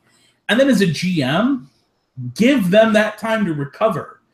Don't be a dick and throw, oh, so you took the shortcut, but you happened to run into the other army of orcs that were in the right area. No, that's you being a dick, GM. But at the same time, you know, if the players are just going to throw themselves on the challenge, then be prepared to introduce new characters in the following session when they've had to roll up a new character. Because there again, you're giving the player what they wanted, even if what they wanted was more combat, which led to character death, which maybe as a player, they weren't expecting their character to die, but they have to be willing to live with those consequences to those actions. Right. And I don't really ever hear a lot of stories about one-shotting dragons as much as I hear about, oh, listen to the fucked up way my character died. Oh, it was so fucked up. And also, too, as a GM, if it makes sense, like, for example, what Dave was saying, oh, they're taking a shortcut. Oh, shit, they run across the second goblin army. Oh, but right before they're spotted, some old wizened guy with a beard yanks them off the main road and takes them back to this hut and feeds them stew and and applies salves.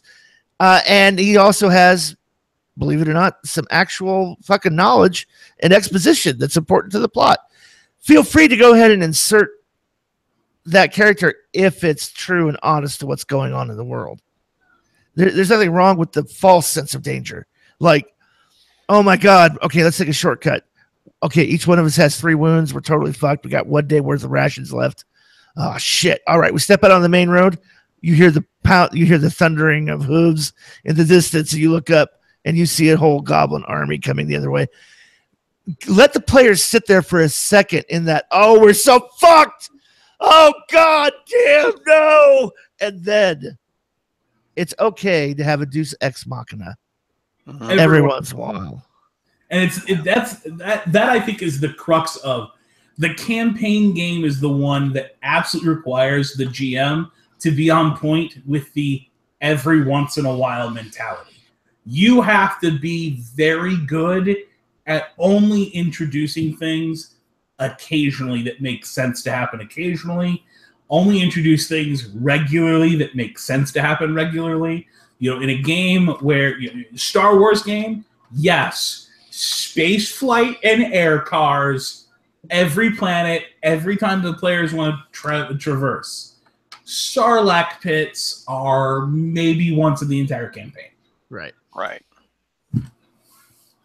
Yeah. I think going off the whole Deus Ex Machina point, I kind of want to say that there really has to be sort of this cause and effect. Like, if your players see that army approaching and they just freeze, there is no reason why the army shouldn't just walk past them. Like, the captain of the guard is walking towards you, he looks at you and goes, "Citizen," and continues to walk right on by. Yeah, you could do the fake out. Oh, you could absolutely do the fake out. This is like, the player why characters would are running. The player characters are running from bounty hunters or the law. But if in your world there's not radios, then the law on the other side of town doesn't know this yet. Yeah, like, get this in the player's head. They are not the most important people in the universe. Like, this whole, oh no, the city guard is coming. The city guard doesn't care about you. You're in a new city. Just like, it's great to do that. Okay, so anecdote, please forgive me. I was doing a Hell on Earth, Deadlands Hell on Earth, and I loaded the map. This was on Roll20, roll20.net, shameless plug. And I had a token that was a giant mutant. He took up 4 whole squares and had size. He had size plus 4. Actually, he was much bigger. He was maxed out. He was scary. And the players were going to infiltrate this town, and that the mutants had come in. It was a city that had mutants and humans living together in peace, and the mutants from Las Vegas had come in and killed off all the humans and declared it a mutant territory. Yeah, Vegas.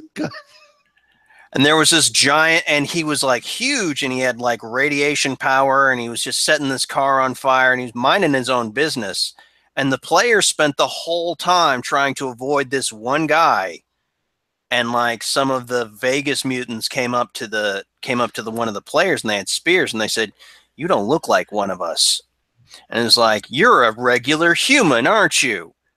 And the guy, he started like, he just kept talking, trying to talk his way out of it, but they were going to, like, humans aren't allowed here. And then all of a sudden, like, the big mutant sees this happening, and he starts walking up slowly, and the player is freaking out. And the big guy that they're terrified of leans over and says, "I don't like you in my town." And he says, "I don't like the fact that you killed my friends, and I don't like the fact that you're harassing this human." And the guys with the spears, they just slowly start stepping back.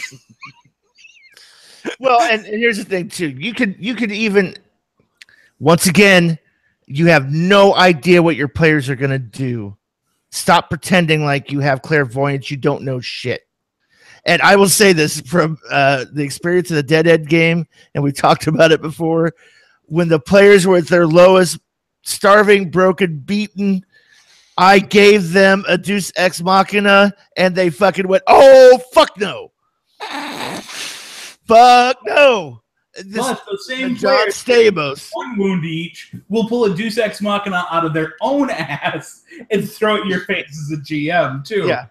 Right. Especially if you're using things like, the adventure deck, or, anything that adds randomness to your game. Somebody's got connections, and all of a sudden they say, "Hey, by the way, I want to make a streetwise roll to get in contact with my connection," and he happens to know a guy in town who runs an underground hospital, and gets them, booked in for a week of epic level, hospital level modern care with all the bonuses, so they all ace their natural healing rolls.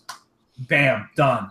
Player turned in 1 edge to do that they get to use once a session anyway, and all their problems went away. You have no control as a GM. Yeah, you don't.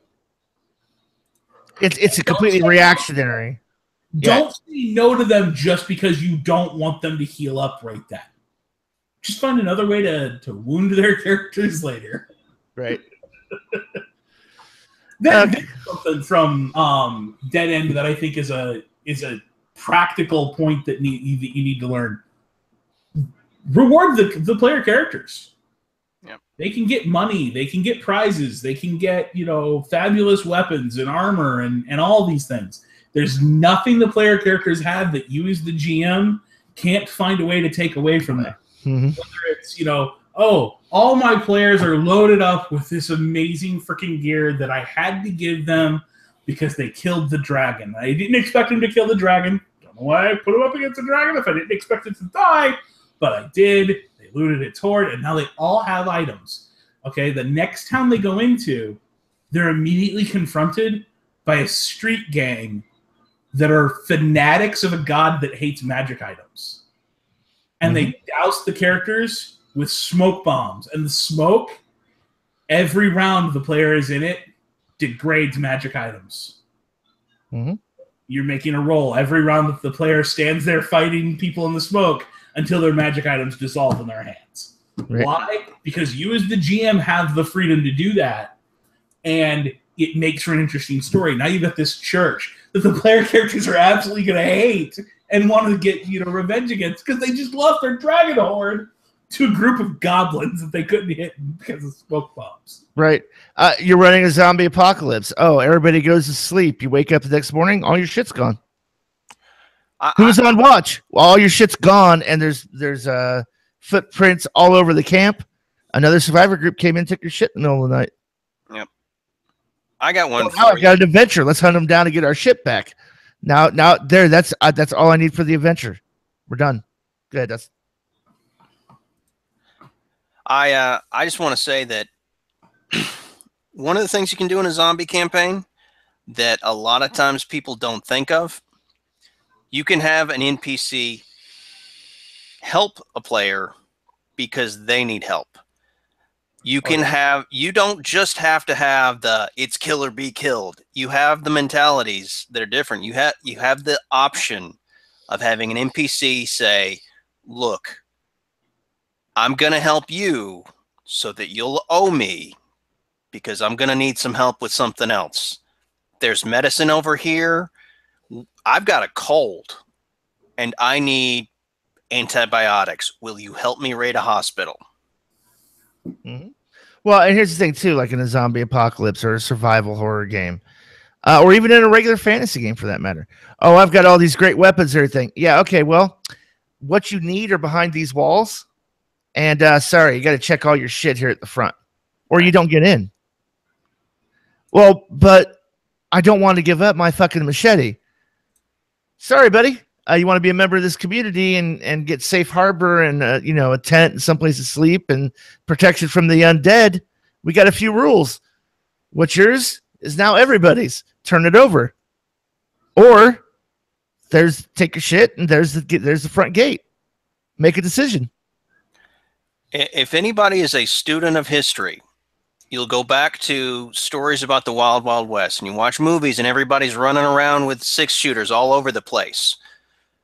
But there were a lot of towns and prominent cities where if you came in with a gun, you had to go directly to the sheriff's office, and they would put it in a lockbox because you just couldn't walk around the city with a firearm. The city limit sign would have a notation on it, check your guns with the sheriff.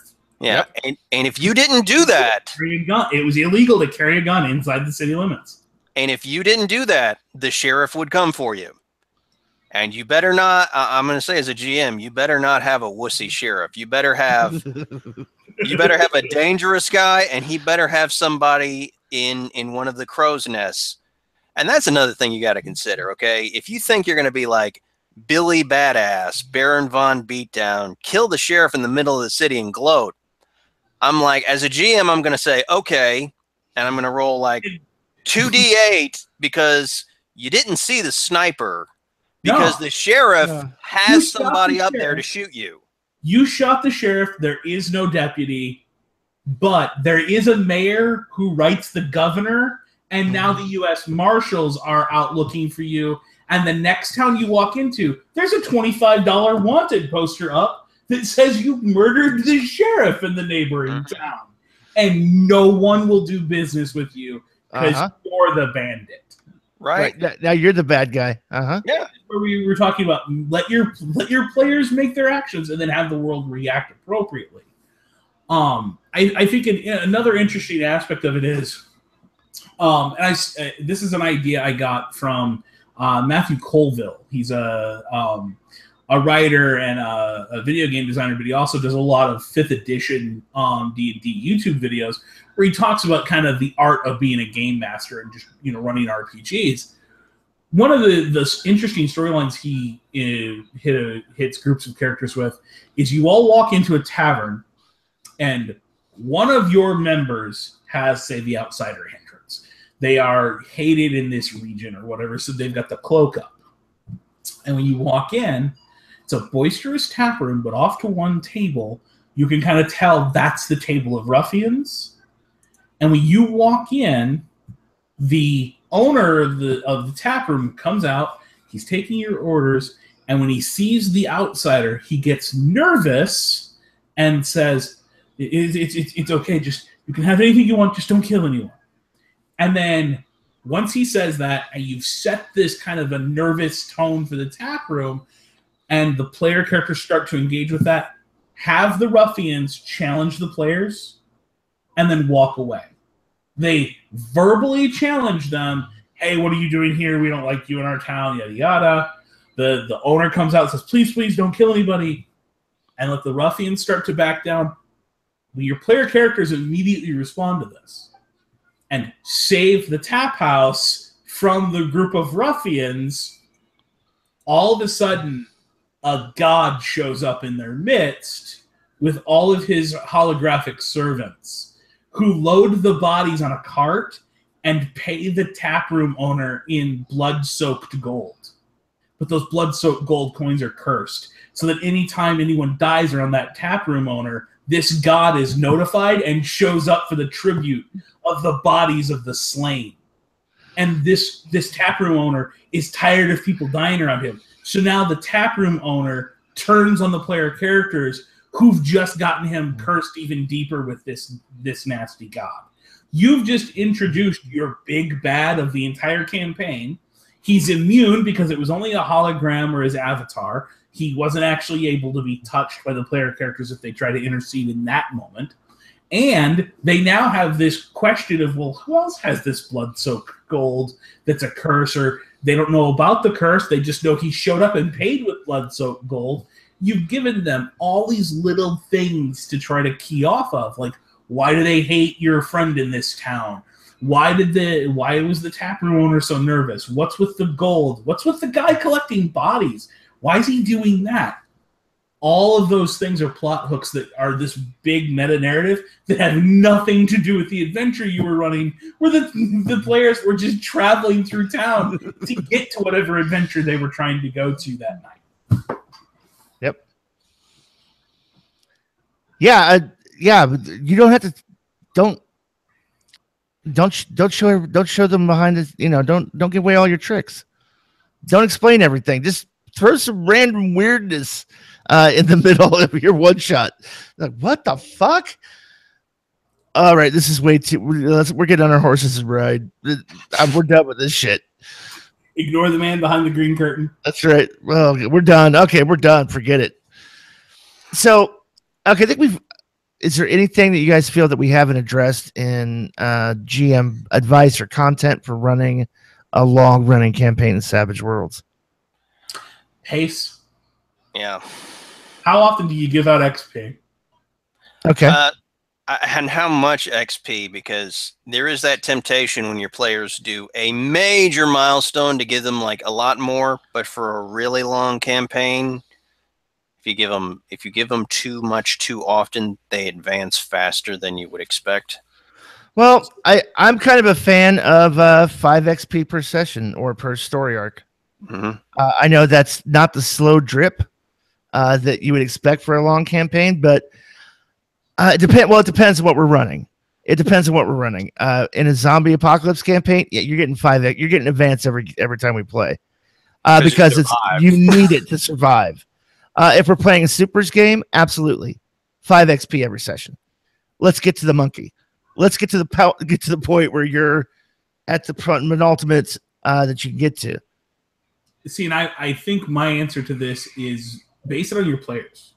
Do your players want their characters to advance that quickly? Or do they want a lot of meat on the bone in each individual advance or each individual rank? If you've got players who absolutely want to chew their food slowly and go through session after session after session before their character has any growth, then maybe you're only going to give out 1 XP per session. If you've got players who really, you know, they've got an arc, they know where they want their character to go, then maybe you're giving out 5 XP a session. Maybe you don't even give out XP, you just announce advances. Tailor it to what this goes back to that, give your players what they want, tailor your sessions to that. And also, if you're running the railroad versus the medium road versus the open world, tailor it to that too. An open world game, you can have the characters advance at whatever rate you decide. But in a railroad, they might need to hit certain milestones at certain time frames before certain sessions come up, or they aren't able to overcome that challenge because they needed a specific edge or a specific power to be able to do certain things. Make sure you take that into account. You know, the type of game you're running can highly dictate how often they have to advance. Sounds good. So, Dusty, you want to read the one from Brian? Sure thing. Is it Brian or Byron? It's Brian. All right. Byron Spanhow. You said Byron anyway. Go ahead. It's a mental block. Go ahead. All Mr. Right. Spanhawk. How about parallels? Space between spawn and how? Mm-hmm. Address all hate mail to Savage Worlds GM podcast. How about parallel storylines for one-shots and when players miss sessions? Player absenteeism. This is a glaring hole in our discussion. I'm going to say this. In a zombie apocalypse game, I made the ruling. Hey, here's the house ruling. If you can't make it to the session and you give us advance notice, thanks. You're being run as an allied extra tonight. If you miss a session and you don't give us notice, don't bother. Your character's dead. So, and hey, that's just the way the cookie crumbles in the zombie apocalypse. If you can't take 10 seconds to give everybody a heads up, at least a couple hours before the game, then you've wandered off, as far as we're concerned, and been consumed by the undead. Dragged away in the middle of the night. Right. The second thing is, if your story is critical to all of the players being there, then have that conversation. I find that having the other players run that missing player as a allied extra works. Yeah. It can. We've never had a character die a death as a result of doing that. Yet. The other aspect, though, that I will say is this. You have to be careful with the idea of letting the other players play a character as an allied extra, because they can step all over someone's agency when they're not at the table. You know, you wanted your character to specifically be a curmudgeon in every scene, and the other player characters who are running you as an allied extra didn't pick up on that. So they run your character as being nice for a session. It doesn't ruin the game by any stretch of the imagination, but it absolutely can be something that stands out kind of a sore thumb. The other thing I will say is this. This is not a question to ask us. This is a question to ask your players during session 0. How do we handle player absenteeism? Mm-hmm. I think the idea of a parallel storyline is horrible. We covered this back earlier in the show when we talked about the whole letting them run the NPCs, you know, the bad guys NPCs and stuff. Anything that's affecting the main story should be them playing their characters. That's why they're there. That's the engaged story you're playing. If you need to run a one-shot for the night because your players have said, hey, when someone can't make it, we're going to run a one-shot, then, you know, grab a random one sheet. There's, 20 or 30 of them available on peg site for free, and there's several compendiums of them out there now, between like those horror compendiums and different companies are releasing. Like I know prior to ETU, the guys from 12 to Midnight had like Ed Savage stories or something that they put out. It was all these like horror stories revolving around 12 to Midnight. Yeah, it was all the horror stories that revolved around Pine Box, Texas that Ed had written up, that he ran his one-shots. Right. Pick out something like that and run that for the night, and then come back to your story when you get back. Or, if your players may decide, hey, if not everybody can make it, we're going to play the skirmish rules, and you're just going to throw some minis on the table and do a savage skirmish, or showdown rules. Maybe they want to play Magic the Gathering for a night. Whatever your group decides is what you do, rather than something that is designed to not be your characters, but it's going to affect your characters. Yeah, that's true. Now, here's the thing. You can't always plan for it. Life happens. But I would say is as long as you completed the story from the previous session, run a one-shot with the characters you have there. When the other character returns, run an interlude on him. Hey, where was Vinny? I don't know. Let's draw a card. Oh, it's a spade. Tell us what you were doing as an interlude related to a spade. And then give him an XP point. You could do that. It's like the last session we just played that Dave and I were talking about. Not all the player characters could make it. Not all the players could make it. Last minute. We got a lot of cancellation last minute. One pre-planned. And we knew about it. We said, fuck it. We'll just run it with the 3 guys we got here. And we'll do this.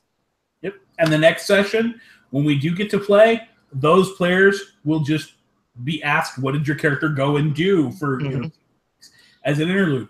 But then this past Friday night, there was enough cancellations, or in this case, the GM was canceling, so there was just no session. And that's an option too. You maybe agree, if half of us can't make it, we're calling it. Maybe play Cards Against Humanity or Magic Gathering. Pick something that your group enjoys doing, or tell everybody, hey, go spend time with your wives or whatnot. But decide during session 0 with your group what the appropriate response is that they're all on board with. Like Jared's rule of, if you don't call and let us know during a zombie apocalypse game and there's no notification but you just don't show up, your character dies, that's a rule he floated during session 0 and everyone agreed to it. That's not just he's being a dick GM and decides your character dies through GM fiat. No. Everyone agreed during session 0 that was the rule we were playing with for absenteeism. I've kind of, in my group, I set a rule. And this is, it's just there to ensure boundaries. If a person no calls and no shows twice, if they don't inform me beforehand or let me know twice, then they have agreed that their character is now an NPC.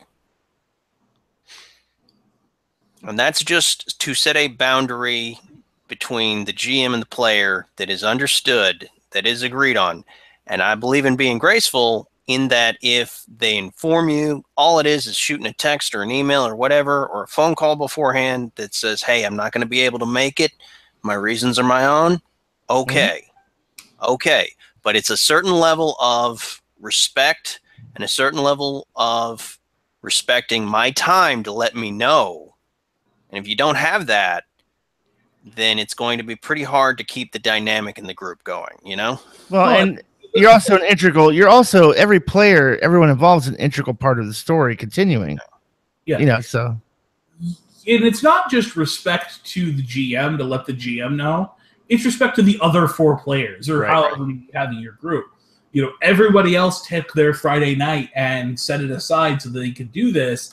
And now you're going to shit all over that because at the last minute you decided not to tell anybody, but this week's your girlfriend's birthday. So you just don't show up. Well, now everybody's sitting there going, well, is Danny okay? Why didn't he show up? and they're left scratching their head wondering, and maybe they spend half an hour waiting for you to show up, no notification, now we got to continue the game, and what do we do? And we end up playing Magic, and everybody's upset when no one would have been upset if you just said, hey guys, I'm not going to be here next week, my girlfriend's it's my girlfriend's birthday, I'm taking her out to dinner. Bam, done. Nobody's upset. We're a bunch of adults playing a game. Right. With that said, I think there's an interesting thing you can do in some settings that plays with this well as well, and that is have that pool of allied extras so that when somebody doesn't show up and that character drops down to be an allied extra for the night, it's not the only allied extra. Weird Wars works great for this, where you're supposed to be in a platoon of guys or, a contrabarium or whatever organizational size you're using. Now, all of a sudden, there's a reason that the other players are used to running extras. And it serves a secondary issue in that if you have the multiple not shows, they become a permanent extra. And if someone dies, well, you take over one of the existing extras. We don't have to worry about rolling up a character. We've got a table full of extras that, you have. One of the things I literally was just talking about this the other day with a player that I'm going to do in a game that's upcoming. The setting calls for a group of 15 guys. So the players are responsible during session 0 to create their characters and the characters of the other 10 guys. That way, we have the entire plethora of this 15-man unit as fully fleshed out characters, and if someone has to take over that character, it's a full done character sheet they can take over immediately. There's no ifs, ands, buts, or questions about what that character is capable of, what their hindrances are, their edges are. Everything's predefined by the players, not by me as the GM. Right. They don't feel uncomfortable taking it over because they had control in creating it. Right. Well, then I think probably we'll wrap up our conversation in the episode with this last thought. When's it okay to just stop running a campaign? Do you have to run every campaign to completion? No, you don't. You could get 5 sessions in, 6 sessions into a campaign, and look, if the GM's not feeling it, hey, guess what, guys? The GM's got to speak up and go, look, I don't know if it's just me or what anybody else feels, but I'm done with this. It's just not kind of playing out. I'm not getting the mood or what I was anticipating out of it. And you know what? We're just going to go ahead and mothball it. Or it may be, hey, you know what? We've been playing this for 18 months straight. We need to go play something else for a little while. We need to go completely off genre, off book, and go play somewhere else for a while. So when we get to a certain point where we all agree that this is a good place to finish it and put it on a shelf for later, let's all make that decision and call it. Okay, we're going to put this back on the shelf. If we want to come back to it, we can. We know exactly where the characters left off. Now we're going to move on to something else. And the interesting thing is, the put it on a shelf can happen with the wide open sandbox game just as much as it can happen with the railroad game. You just happen to know that if you pick it back up with the railroad game, you know the next thing that's going to happen. With the sandbox game, you don't. You're going to pick it back up, and everybody's going to slip back into roll, and you're going to start improvising again. But what I will say is this. In the more railroady games, every time you wrap up an arc, take a temperature test and see if everybody wants to continue or not. Right. As soon as it's not fun, as soon as that temperature test comes back cold, it's time to say, hey, well, we just wrapped this up. You guys killed the big bad. You foiled the major plot. Let's put them away. And, hey, who wants to play Slipstream? Who wants to play, Goon? Who wants to play ETU? Right. And you can also do this, something interesting, too, is go, let's say we haven't completed the main story arc, and we're running in a fantasy campaign, and all the characters at Legendary, we've been doing this for 13 months. And everybody just sort of got you know what, I'm done. It's been a fun game. I've enjoyed it, but I'm just kind of over it. Go, okay, great. Tell me how the story ends. Let's all figure out how this story ends. Narratively, you tell me, how does the story end? Or if the players go, I don't know, you're the GM, you tell me how the story ends. End that story. Yeah. Put it on a shelf. Put a bow on it. And then tell the players, if we ever get an itch to play fantasy again, we're all comfortable with this world, we'll come back and do a sequel of it where you're playing the generation after. Yeah.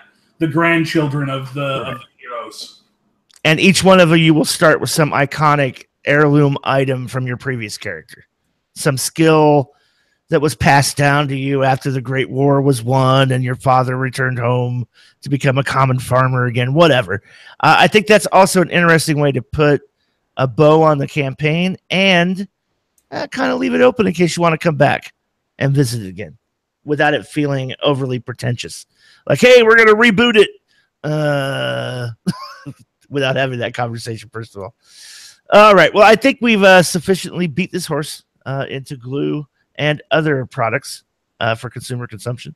So until next time, this is Jared Savage Daddy Gunning for Jib, Dave, and Dustin saying keep rolling and stay savage.